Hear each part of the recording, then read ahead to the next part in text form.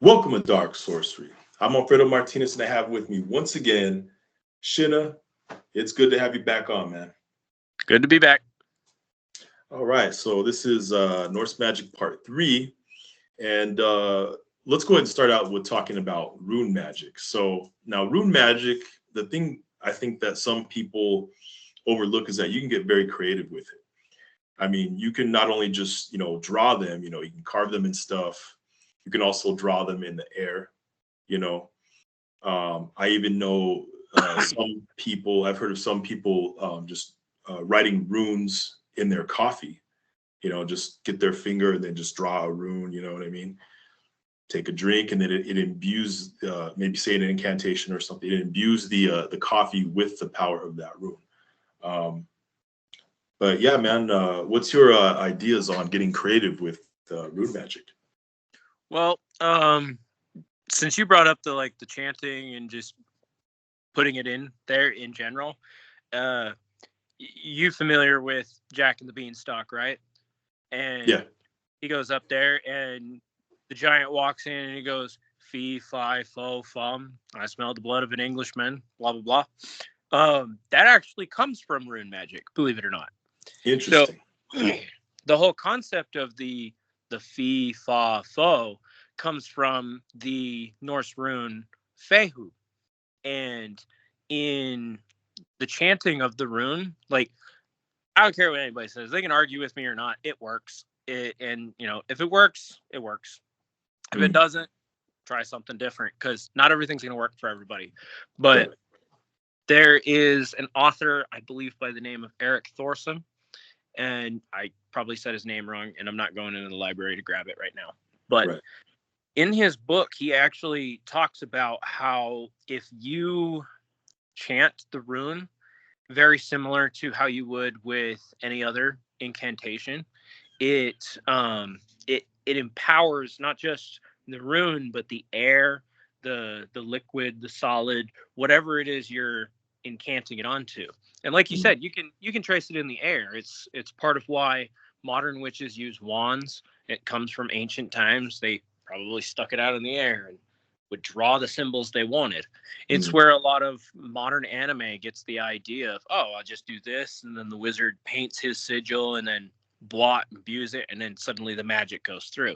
It's the same thing, just less flashy lights. And so back to the whole of the chanting of the rune, in Erik Thorson's book, the one in particular I'm thinking about, he talks about how you can chant the different runes. So you can go just using F, for example. The fehu rune is the letter F, and you can go fe, fa, fi, fu, etc. And if you do the same thing, combining the different runes, say Berkano, the B rune, you can do the same thing. B, ba, be, bo, boo, etc. And you can drag it out and you can go boo, or you can just say boo. Depending on how you want to. It's very similar to how in Hinduism and a lot of different cultures, excuse me, they'll do the chanting for their meditations. It's very similar. We know today that everything in the universe reacts to sound, just the concept of vibration. So it's not surprising to learn that ancient magic like this would react in the same way by just chanting it. And so if you're chanting, you're vibrating the sounds around you. You're vibrating the air by generating tone. And so this vocal cord right here, or your vocal cords, allow you to have probably the most valuable tool in that type of magic. When you brought up the fact of tracing it in the coffee, just in your finger, in modern magic and sorcery, different magicians and stuff today in occultism, they'll practice channeling the energy to a focal point in their hands, and you can do it onto your tip of your finger, and then you can dip it in your coffee, trace it. Just envisioning it is the majority of what any magic is. And since all runes are just a very ancient and primitive version of modern sigil magic, it works pretty much the same. And because of the creativity that comes with it, like there's 3 sets of 8, and out of those 3 you get all those runes that you can combine into an infinite number of possibilities. Because it's not just, oh, I'll put 1 and another 1 together and I'll have 2 and I've got 1 single bind rune that just combines these 2. Well, what happens if I combine these 2 with these 2 into 1? And you can create different shapes, you can invert them, you can twist and turn them all kinds of different ways. And the better you get at understanding how the runes work, the more you can experiment with them and figure out what works and what doesn't work. But anybody who's looking into getting into runes, I caution them very much, as I have many other people I've taught or even discussed with this. Always be careful when practicing anything that is of any kind of ancient magic. Do your research, definitely read up on it, because the runes are going to do what they do, whether you know what they do or not, because they're programmed from a very ancient time, a very ancient people, that they were very strict on how the runes were worked. And there's many kinds of runes too. So if you're not sure which one you're drawn to, figure that out first. You can always start with the base ones, like the Elder Futhark, which is the one everybody knows. Then there's the Icelandic Futhark, or the Younger Futhark, which has less runes, but is still just as powerful, if not slightly less or slightly more, depending on who you are, how you use it, your intentions and purposes. And there's also so many variations, not just with that, because there's the Anglo-Saxon Futhark runes that are practiced, and then there's a whole bunch of other ones, but those are the 3 major ones.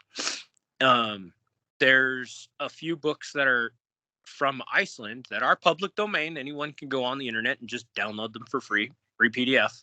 They love sharing that information. Icelanders are pretty cool that way. And there's all kinds of different runes. Each one of them kind of just goes down the line, like, this is what the Z rune is, this is what the Z rune is, this is what the Z rune is. This one doesn't have a Z rune, this one doesn't, this one does. It'd be the same thing for all their other letters. You know, you had mentioned about imagination and just visualizing. It just makes me think that Einstein must have believed in this stuff, because he put so much emphasis on imagination and said that imagination is the most important thing. I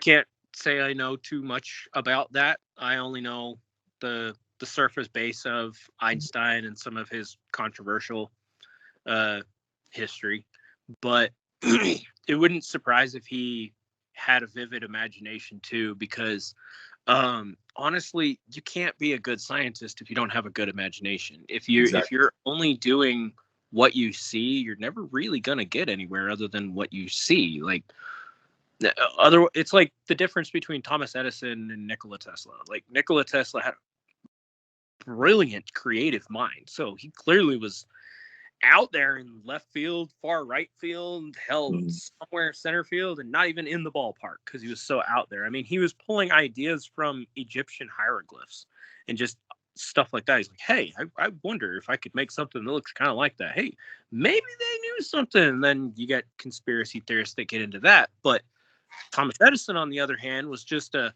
if I try it this way, does it work? No. If I try it this way, it doesn't work. No. If I try it this way, it doesn't work.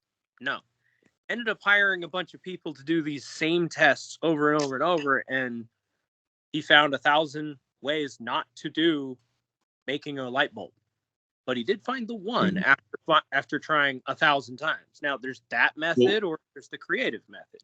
Well, wasn't it Thomas Edison or someone? I'm thinking it was Thomas Edison who was into alchemy, or some other pioneer in some scientific field. So I may be wrong. The history of alchemy kind of ends at the invention of the electric motor. I I even printed off the article for it. The guy got real big into the idea of it, and he found that if you drag a single copper wire from this electric motor over to this one, this will power that. And he wrote this huge essay on, I think I figured out what the ether is. He goes into this long, elaborate explanation on what ether is, and at the end of it, he basically just says it's electricity. Like, that's how we interpret it today. It's like, oh yeah, Right. ether is just electricity. Like, scientists all the way back to Aristotle were going earth, wind, water, fire, solid, liquid, gas, plasma. We knew those were it, but we couldn't figure out what the fifth element was. We just knew it existed. We didn't know how the gods told us or whatever it was. And they went into it more and more, and they were like, something holds the universe together. Why doesn't it just fall apart? It should just fall apart. Like, mathematically speaking, things don't just stick together for no reason. Right. Like, I have to go harvest a tree and tap it for sap in order to mix that together with some other stuff, and I can make glue. It's stuff doesn't just hold together for no reason. And so there was this long standing theory that everything's held together. And one of the more popular theories was this thing called ether. Isaac Newton was one of those so-called alchemists that was real big into the occult, but you don't hear a lot about that because modern scientists don't want to go, yeah, he was this brilliant scientist because an apple fell on his head. He got this idea, and it's like, if you clonk anybody on the head, they'll get Yeah, I know. Anything like, occult related, they just want to shy away from. No. He didn't like, there was no Ouija boards, none of that shit. It was like, it never said he did like stuff like that. It said he liked to taste mercury and other weird chemicals, but back then nobody knew what the hell they were doing. So it's trial and error. It's experimentation. Most alchemists during the Dark Age and the Renaissance, they were just amateur scientists. They were trying to figure out how shit worked. Like, if I take a copper wire or a gold wire or a silver wire and I conduct it with electricity, like, we did kind of understand how some stuff worked, but we couldn't figure out why or how to create more of it. And now we know that if you conduct, like, if you take a bunch of like enzymes from plants and you electrocute liquid, whether it's say like the dew from grass or just water in general, and you harvest all this enough, put it in a pot and you boil it, it's going to react differently than it would if it was just regular water. You charge it with a copper wire, it's going to react differently. That's all alchemists were. They were just like, they were Thomas Edison it, because they could have a creative idea and just throw this together, but if nothing happened, well, then that happened. Yeah, it seems to me like they seem to have had the same mind as an ambitious magician, where you try a certain spell. If that doesn't work, I'll try a different candle. I'll try maybe a different sigil, or maybe I'll try planetary magic. Maybe I'll try some runes, because magic is not going to work the same for everybody. And again, whether you're talking about science or magic, not everyone thinks the same. Not everyone's going to get to the same point the same way. Well, that's another thing too, is like in ancient Germanic all the way to the Viking Age, when it came to magics, they didn't talk about it like it was this unknown thing. They were just like, it's this thing we just don't quite understand, and there's different ways to utilize it. Like, it's one of gravity nowadays. Like, we talk about gravity, we don't completely understand it, but we know it's there. One of the ancient Germanic terms for a type of magic is what we now call psychology. Another variation branch of that, which fell into the same type of magic, was also known as hypnosis. These were things that Odin was known for practicing and that was taught to him by Freya. And these different types of magics, like the dwarves themselves in ancient lore practiced a type of magic that only blacksmiths understood, which was basically metallurgy. And the Vikings were known for having steel way ahead of their time, because they were like, hey, if I take the bones of this animal that I killed and I throw it into the fire, where the metal is being smelted into an object. So I've got iron and I melt it down and I throw the bones of the animal. That's going to imbue it with the power and spirit of the animal. So if you got a bear and you throw that in there, it's a lot of charcoal. And coal is filled with carbon. Carbon plus iron equals steel. Right. So some of it, it just seems like some weird primitive, hey, I got this idea and let's try it. And they're like, wow, the power of that animal is just incredible. And then blacksmiths practicing metallurgy know if I give too much of the spirit of the animal, it's not going to work. If I don't give enough, it's not going to work. And then they kind of find that sweet spot. Anybody who knows a blacksmith knows that they're either they're doing it because they're doing it or they take it very seriously. And any craftsman that takes their job very seriously learns if I put more than 3 grains of this in this spot, it's all fucked. It just doesn't work. And everybody else, like, I'm learning wood crafting, and it's like I'm finding out, oh, I can mass produce a bunch of this crap and just sell it really easy. And the reason why is, to me, it's going to be easy because I can whip out 100 of these no problem because I'm taking the time to learn the skill. It's like, wow, these are really easy to make. Nobody wants to learn the skill, so they'll pay you that money to make it. But if I become a master craftsman, I'm going to build this beautiful, immaculate chair. And I'm going to carve it to this precision that I am happy and satisfied with. And I won't let it go for less than 10 grand. And most people are going to go, that is fucking beautiful, but I can't afford it. And some other guy is going to come out and he's like, wow, I need to have that chair. How much do you want for it? Really? You want that little? I will pay you double what you're asking. Because that's just how they see it. And it's like, wow, you really appreciate my work. A craftsman and a magician are of the same spirit if they take it seriously. A lot of modern witches, they either take their craft very seriously or they just kind of dabble. And there's nothing wrong with that. Like, not everybody's a gourmet chef. Right. Not everybody knows how to make the perfect souffle. Not everybody knows how to cook duck like you would at a fancy restaurant. Yeah, it's kind of like someone just wants, let's say, a sandwich and chips, just something simple. But someone who's a very passionate cook will say, "Well, I'm gonna perfect this. I'm gonna put just the right ingredients and this and that." And yeah, I mean, I definitely see what you're saying. And it's kind of like also when they put their passion into it, just like with magic, if you put your passion into your magic, you get a much more effective spell. Whereas like a chef, if he puts whatever emotion he has in while he's cooking, that's going to be felt by whoever is eating it. Exactly. Since you brought that up, there's actually a really good movie that kind of depicts that. It's called Ramen Girl. There's a scene in that where the guy's trying to explain, he's like, you need to put your emotions into the ramen. And she's apprenticing under him. He's a master.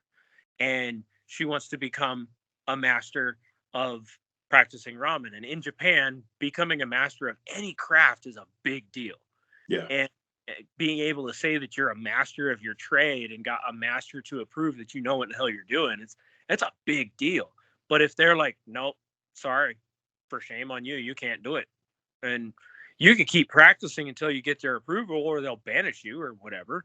But there's a scene where she's pouring all of her sorrow into it. She's crying while she's making it. Anybody who's a modern chef is like, that's disgusting. You can see the mucus coming down her face, but she's pouring all of this sorrow into it. And later she feeds this to her friends and they start eating the ramen. And for some reason, they just start crying. Yeah. And they all they're all just like holding each other. Like, I don't know why. I was just so crying. And it's the same thing in magic. Since you brought that up, like a true master of chef needs to know how to harvest the perfect materials. He needs to make sure that the herbs are just right. And everything. And when you take the time to do that in magic, it's the same thing. You could go down to any hardware store and buy a hunting knife and voila, athame. You have an athame to use. Or you could learn how to make one. Mm-hmm. You can go a step further if you want. You can go harvest the ore right out of the mountain. And if you do that, hell, why not go further? Learn how to make a pickaxe beforehand. You know, like you could go Minecraft with it if you want. Start from scratch.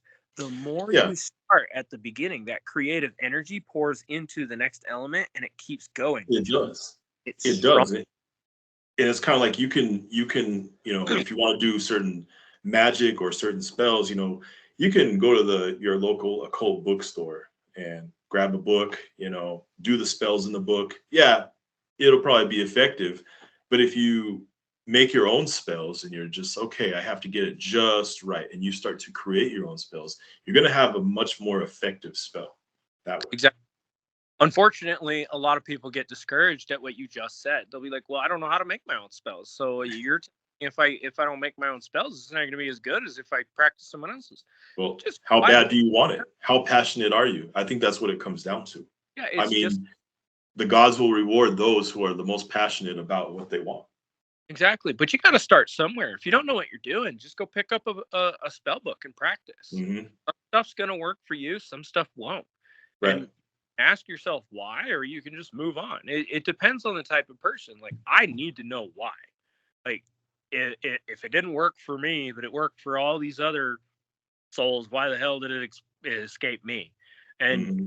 I may not find out for 20 years. And then finally, all my research comes up and it's like, wait, is that why? Is that what I did wrong?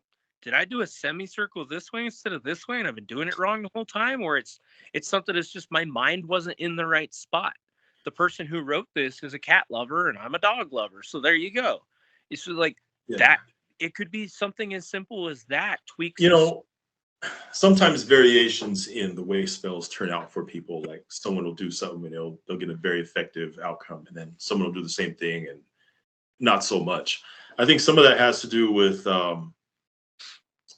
your ancestors. Maybe if your ancestors were into a certain type of magic or a certain type of spell work, that can affect your magic and make it more powerful. Or it can do with your past lives. Whereas in your past lives, yeah, you may have been a different race or a different culture, but you were into this in this life, or you were into that in that life. That can also play a part in how effective your spell work is, and can explain why someone does something not so great, but you do it and it has a better outcome. What do you think about that? Well, honestly, that ties into a lot of like magical bloodlines. Mhm. When you get into the concept of magical bloodlines, there's 3 of them that are mentioned in Norse lore, very specifically in the Voluspa, the creation epic, and basically the tale of Ragnarok, how the entire cosmos came to be, some stuff that happens along the lines, and then, well, shit hits the fan and everybody dies.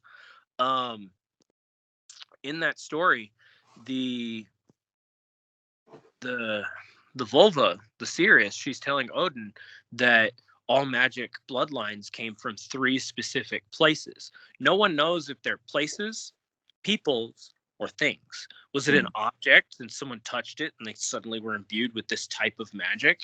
All we know is that the 3 bloodlines are essentially, one is that of the Sirius bloodline, one is that of the magician, and one is that of the sorcerer.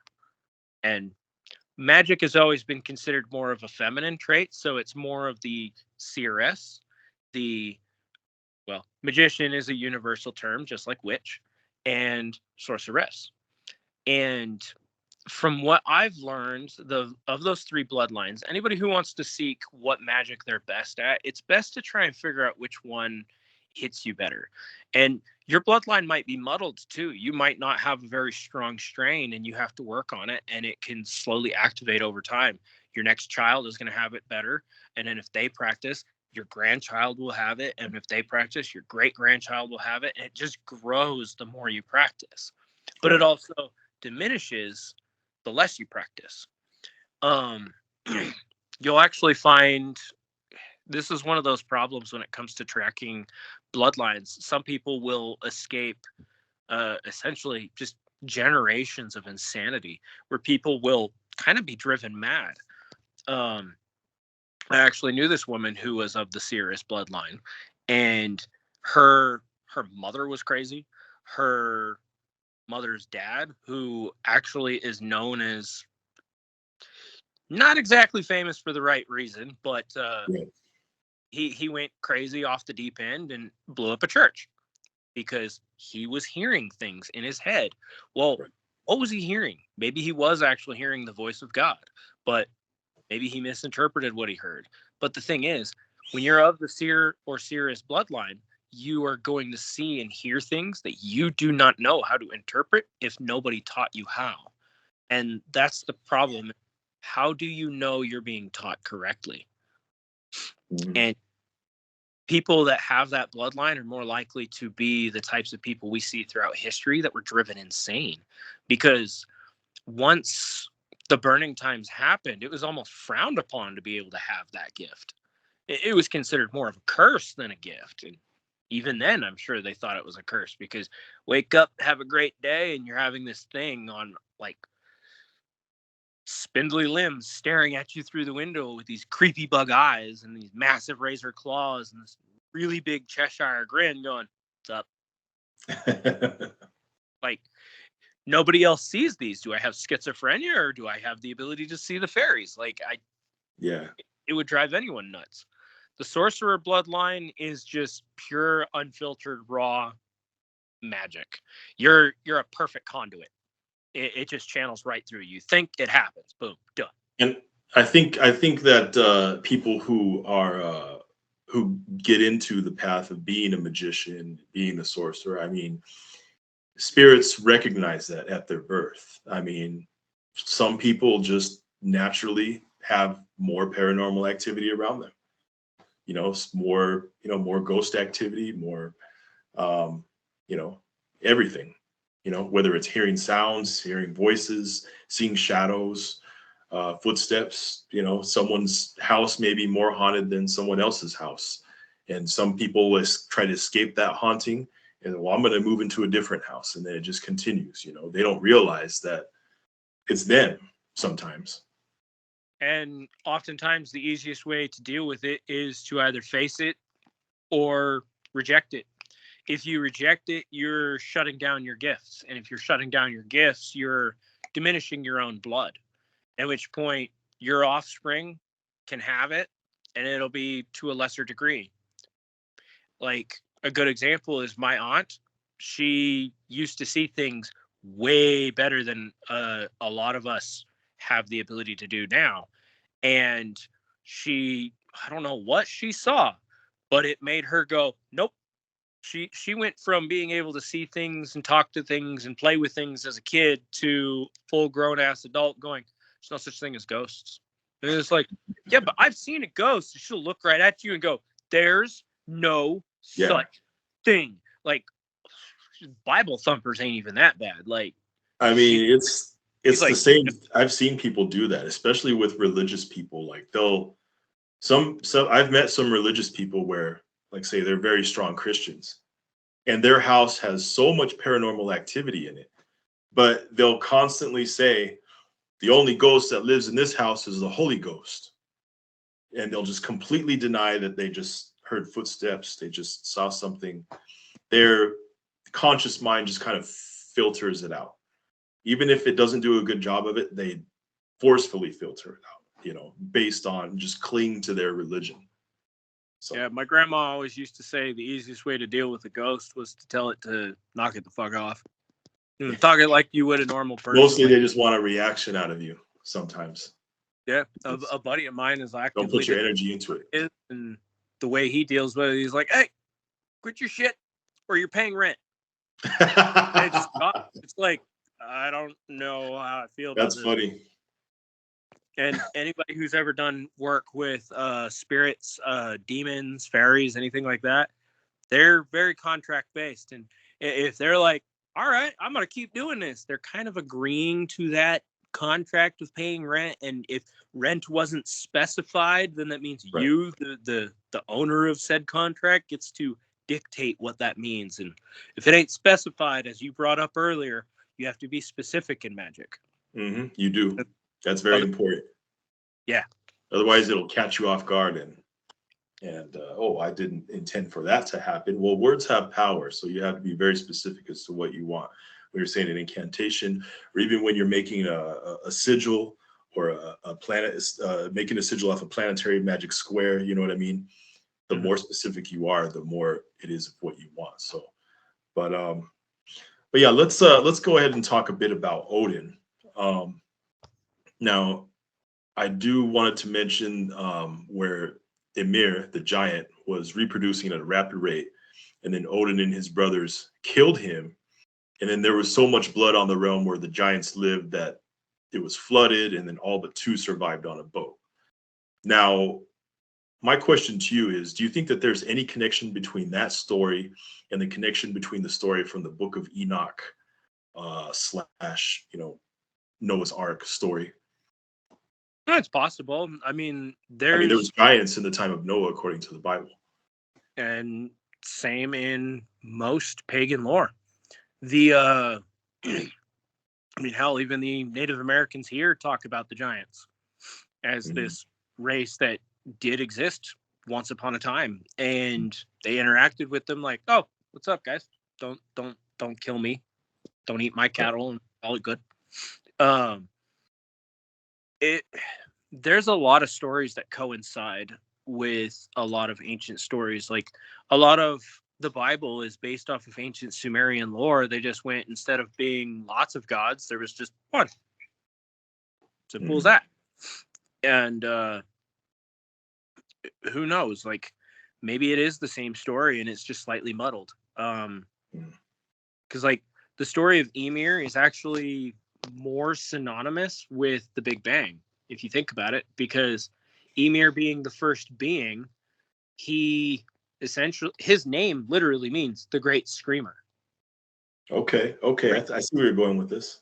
Yeah, so if there was this Big Bang, there's this loud roar that just never stops roaring.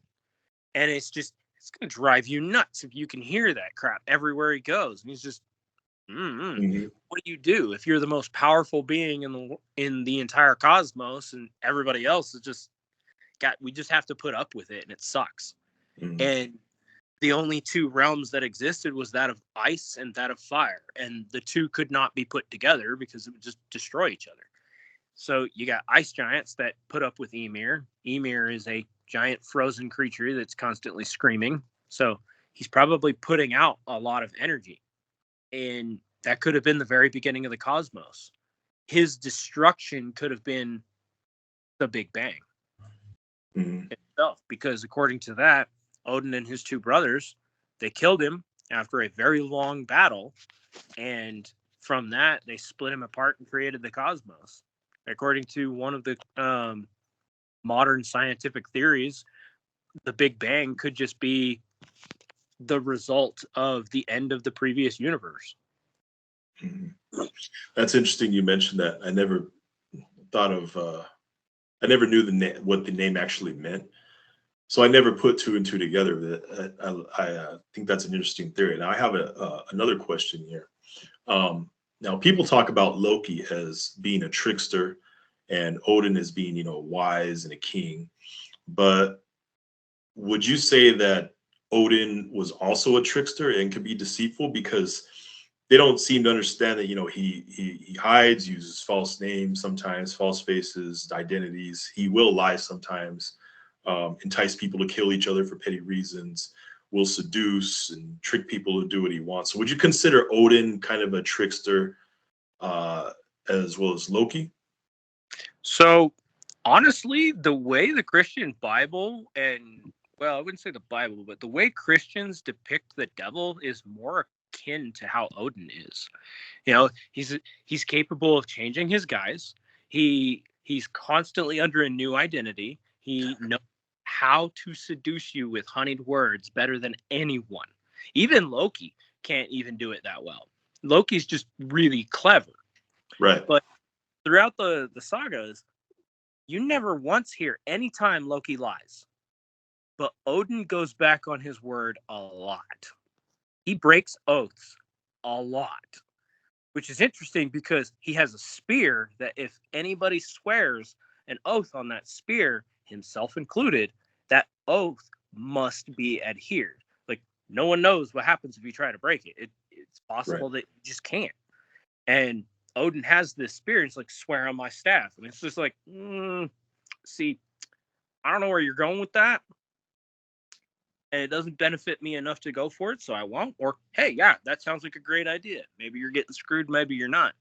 The worst part about doing a deal with Odin would have to be the fact of knowing that no matter how beneficial it is to you, at any time he could pull that contract. And there's not a damn thing you could do about it because it's all for the interest of what he has. And if that means you're no longer in his interest and this doesn't help me prevent Ragnarok, peace. Yeah. And that's the beauty of the wisdom of Odin that makes it so fucking asinine. Odin is more of a trickster than Loki. Since you brought that up, he really is. He's my chief deity, and the one thing that I have learned studying him when it comes to how he adheres to his oaths, his contracts, I promise I won't do this. I promise I won't do this. Why does he go back on his word? Because he knows they're just words. All the gods, you said you would do this. You're right. So I have to. They're holding him to his word. Oftentimes in the sagas, Odin will be like, yeah, no, we're not doing that. And Loki goes, but you said you would do that. And everybody's like, he's got you there, Odin. And Odin's like, God, this Loki, really? Now you want to make me abide by the word? It just goes to show that if you want to know the real deal on Norse mythology, don't just rely on Marvel movies because they will distort it just to sell tickets. I mean, honestly, the Marvel comics were closer to the lore than the movies because in the comics, Hel was Loki's daughter. In the movies, Hel was the forgotten Odin's daughter. Like, cool twist. I did like the movies, but like, she really wasn't that person though. Like in Ragnarok, Hel is not mentioned. Yeah, there is so much inconsistencies in the Marvel movies, and just letting people know, if you want to get into this, read the actual lore, study it. Don't just rely on Hollywood. And one last thing on that whole thing with Loki versus Odin. Odin is a politician, plain and simple. That's the easiest way to describe his entire personality. His intentions may be pure, but he'll stab you in the back if it's for the better of what he needs to do. That's what politicians do. They have to. He's a diplomat, plain and simple. He is a great warrior. He's the god of spears. But even in ancient times, when the Romans came over and they discovered the worship of Thor and Odin is the king of the gods. He's the one who makes the decisions. He's in charge. But even in the sagas, Thor's kind of the boss. Like, oh, shit. Loki, you need to calm down. Thor's coming. You keep talking shit, he's going to put you in your place. Odin's over here like, it's just Loki. I don't know. It ain't going to make a difference. Right. And here comes my son. He's going to cause some problems. It's still not going to change a damn thing. He's so calm. He's chill. He almost never loses his temper in any of the sagas. But in that note, despite being such a great warrior, and Odin being the king of the gods, if you walked into the temple, according to a Roman depiction of a temple with the gods in it, you'd walk in and you'd see that statue right above, right in front, dead center. It wasn't Odin, it was Thor. Odin was off to the side. The king of the gods sat on the side because they prayed to Thor more than Odin. Kind of says something too. It's, like only kings would pray to Odin. And he's known in some of the sagas for giving those kings great power, great strength, able to build armies up until they get destroyed by another army. And both armies kind of get screwed in that process because both of them were going for Odin. Well, if I was Odin and I needed an army for Ragnarok, I'd be building up generals and kings, and then right before they become too old to fight, they die in their prime. Every single time you hear one of these stories of a king that worshipped Odin, some of them were in love with poetry. Like there was that one, the last Viking king. He was known for basically going, hack, dead body, hack, dead body. And as he's doing this, he's walking around on the battlefield and he's reciting poetry. Like he's at a cafe joint. He's like, and then that doesn't sound right. Hang on, let me think about it. No, okay, yeah. And then dead body. All right. And then if I do this, and then da da da da, and then da da. No, that's not right. That's too many words. I got to 3 more syllables, and then I've completed this line. And he had a bard following him around, writing this down. It's hilarious. Like, that's how dedicated this guy was to the arts while he was in the middle of a war. That's the type of people who worship Odin. But Thor is, you're not going to get thirsty people that worship Thor. You're more likely to get people who are like, yeah, honor. It's all about the truth of your word, like almost the definition of stoicism. You know, these are the, like, a person who worships Odin is more likely to be the type of person that's like, if you slap my girlfriend right in front of me, he's gonna be like, you're not gonna do that again. Slaps her again. It's like, okay, let's go, babe. We're just leaving. You don't see nothing. Days, weeks, months go by.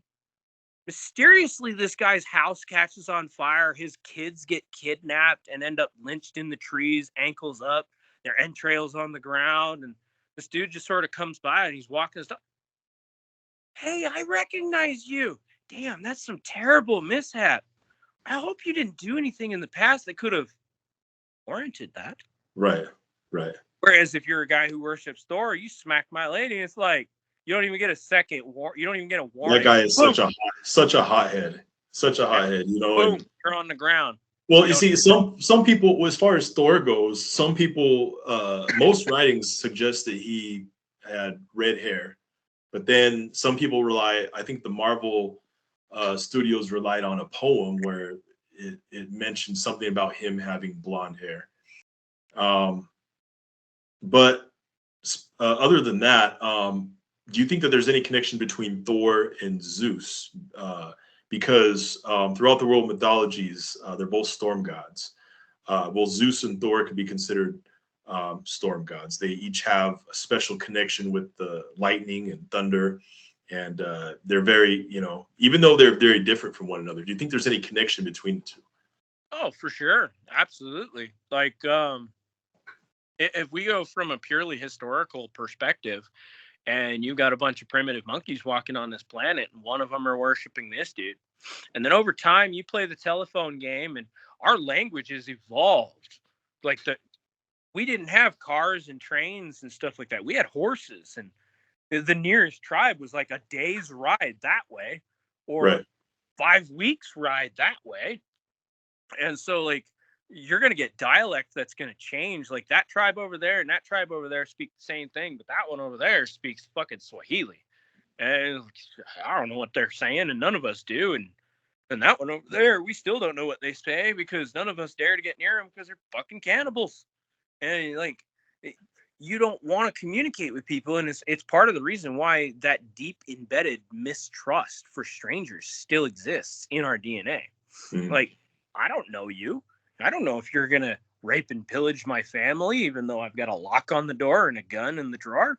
Like, you don't know, because this trust still exists because people don't know how to get past certain things. But despite that language barrier that made us all different is actually part of what could have created the evolution of the gods. So it's actually quite possible that Thor is descended from a more primitive version of Zeus. Yeah. Well, speaking of comparisons, let's talk a bit about Frigg and Freya. Would you say there's a chance that Frigg and Freya could be the same? It's very highly possible. Yeah. Because ancient Germanic depictions of the gods, there was Freya and there was Odin. And then there was Freya and then there was Odin and then there was Freya and then there was Odin. And then all of a sudden, out of nowhere, comes Frigg. In all the previous depictions before Frigg came to be, Odin and Freya were married. Like, there's even a story of where Odin and Freya kind of got in like a little pissing match over who owned the gold statue, and Freya wanted it all for herself because she liked gold, and she melted it down and for jewelry. Odin didn't like this shit and made another statue and cursed it with Sather, and Sather was a female practice. He got kicked out. He fucked everybody while he was gone.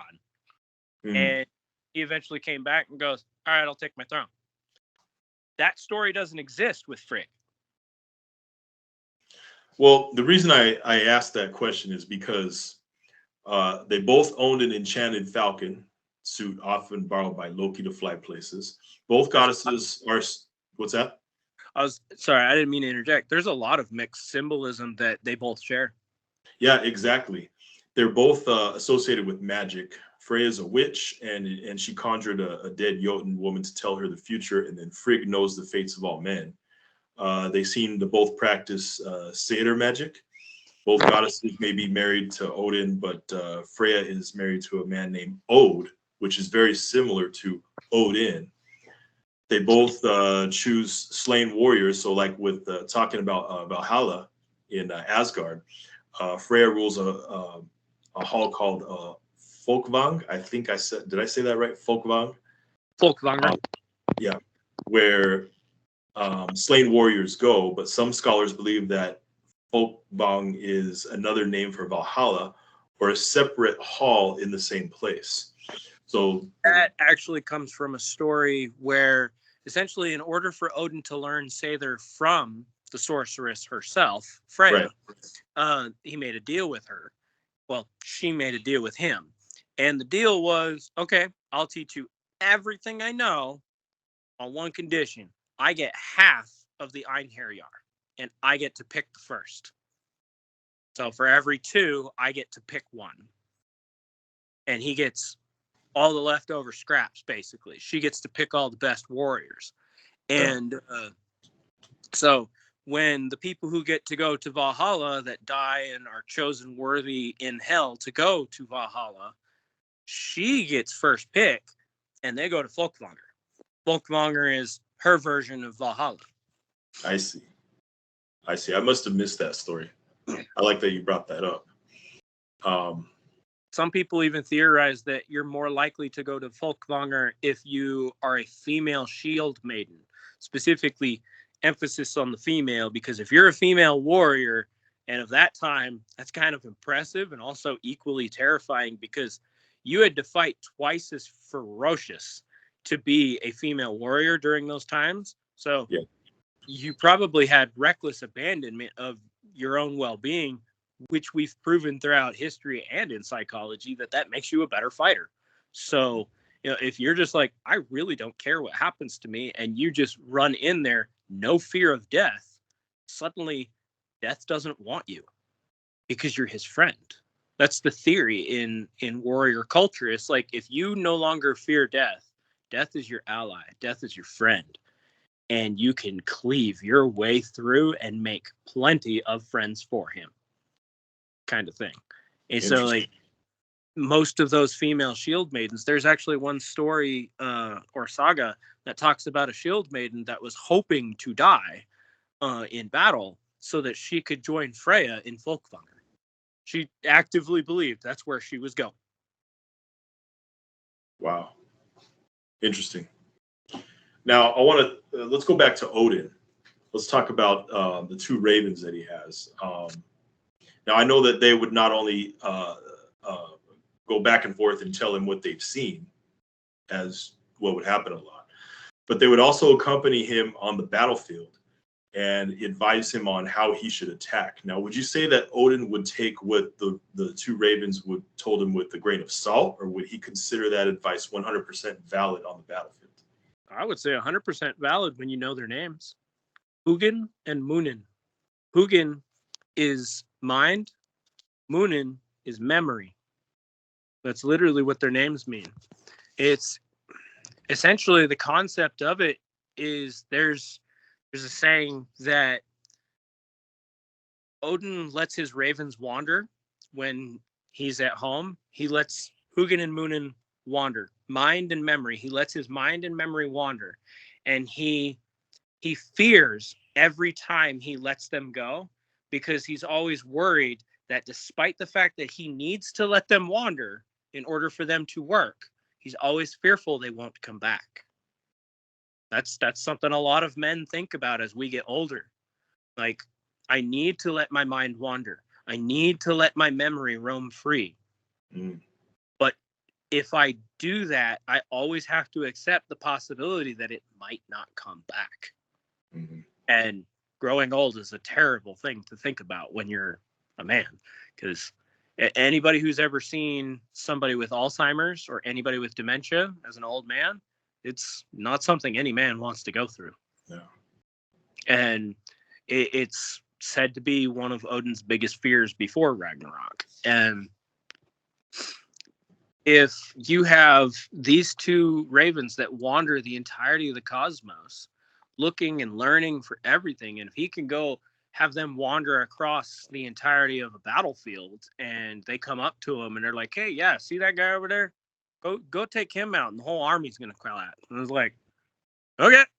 And I don't think he's gonna go, I wonder, like, he's probably gonna go, I wonder why, but they've never misled me before. They have no reason to. Right. Actually, since you kind of brought up troll magic as something you wanted to talk about for this one, this is a similar concept to what can be done in troll magic.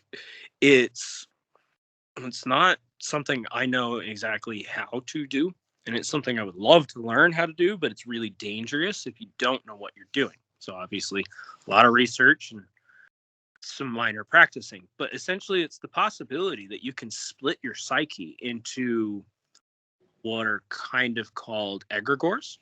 Okay. Not necessarily egregores. Egregores are too powerful. It's the word escapes me off the top of my head, and it bothers me because it's something so simple. Tulpa. Okay. Tulpamancy.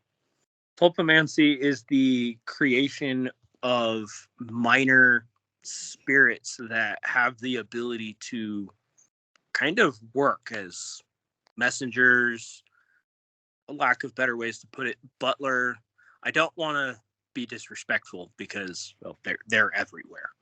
And it's like if you could create a fairy from nothing.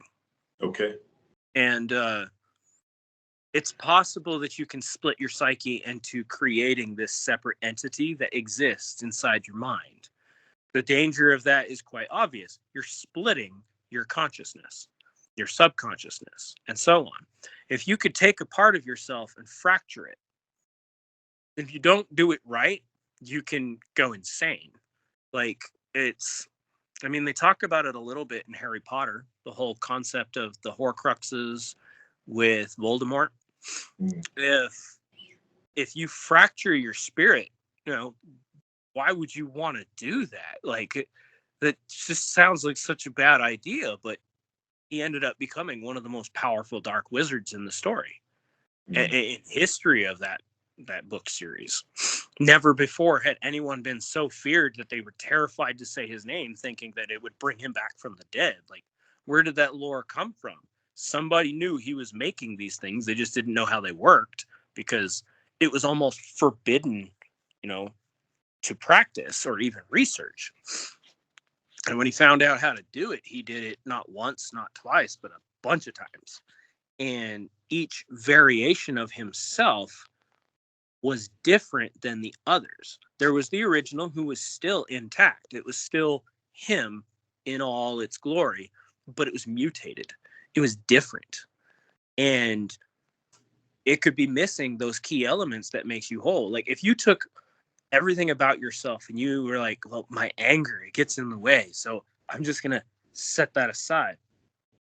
I'm not an angry person anymore. I'm not. What would it be like living without anger? Not very good. Well, when you think about it, what does anger serve as a purpose? There's a study out there that proves that anger is so useful.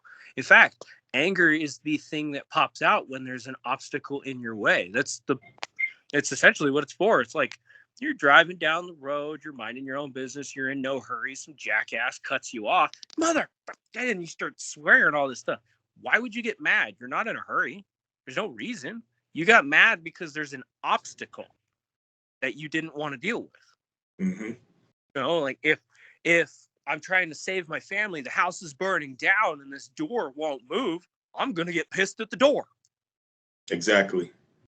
Anger, Exactly. We need all these emotions, even though some people don't want to acknowledge some of them, as anger and sadness. You know, they are very useful. You know, we can't have happiness and feeling good all the time without having some sadness and some loneliness and some anger. You know, we need ambition and drive.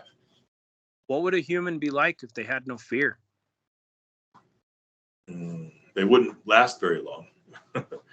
Caution.